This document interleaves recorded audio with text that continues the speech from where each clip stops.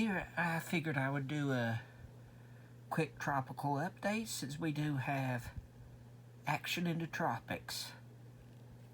First, we have Tropical Storm Bret. Earlier today, Tropical Storm Bret peaked just shy of hurricane status, but ever since this afternoon, it's started a weakening trend.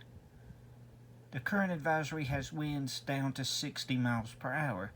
As you can see, it's got shear that's shearing it apart, and right in here, which you can't see, is very dry air. Right here is Bret's center, but as you can see, most of the thunderstorm activity has now been sheared this way. Earlier today it was kind of wrapped around.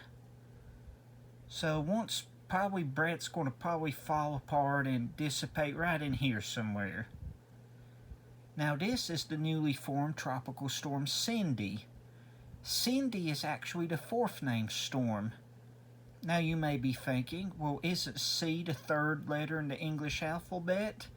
You would be correct. But in January, an unnamed storm developed off the East Coast, so it's entered the database as Subtropical Storm 1, meaning it was the first tropical storm. And then we had Arlene earlier in the month. But Cindy's looking rather impressive, and it's in a favorable environment with above average water temps. Cindy the models are showing it strengthening as it heads to the west-northwest.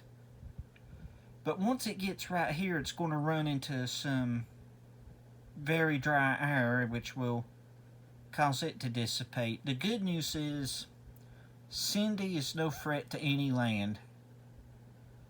Bret here, which I've already talked about, will bring flooding rain to the Antilles, but once it enters here, it's not going to be a threat to anybody. It's actually kind of rare we see development here in June.